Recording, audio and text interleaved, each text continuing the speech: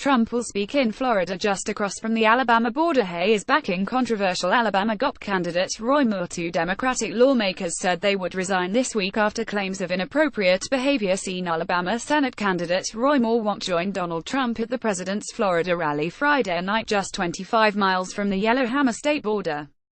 But the event will still give Democrats a first payoff from their purge of lawmakers targeted by sexual harassment allegations if Trump repeats his endorsement of the scandal. Rocked Moore. The sweeping away of Sen. Al Franken and Rep. John Conyers this week after claims of inappropriate behavior against them cleared the way for Democrats to argue that their party takes the Me Too movement seriously, and to charge that the GOP offers a haven to alleged perpetrators.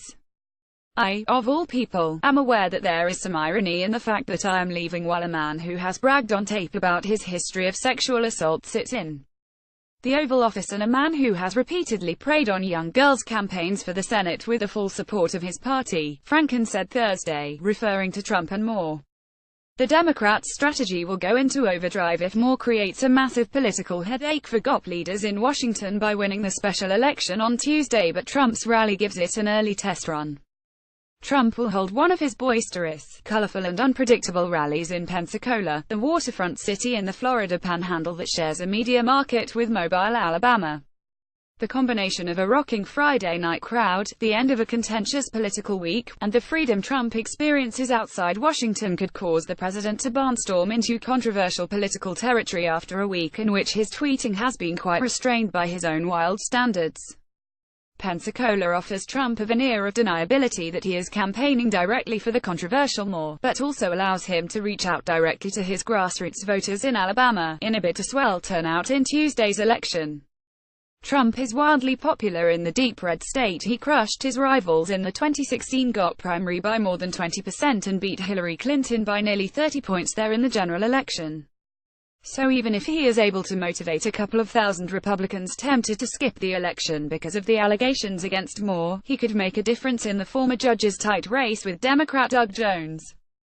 Trump caused uproar last week when he told reporters that the Republican candidate totally denies the allegations against him even after GOP leaders in Washington effectively disowned their candidate and said that they believed his accusers.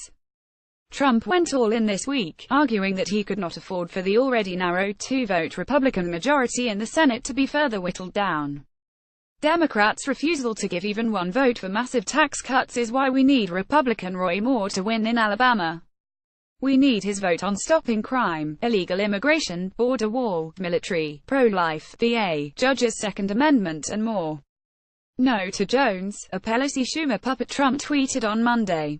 Putting Pelosi Schumer liberal puppet Jones into office in Alabama would hurt our great Republican agenda of low on taxes, tough on crime, strong on military and borders. So much more. Moore has been accused of initiating sexual contact with a 14-year-old girl, sexually assaulting a 16-year-old and pursuing relationships with teenage girls all while he was in his 30s. He has denied the claims.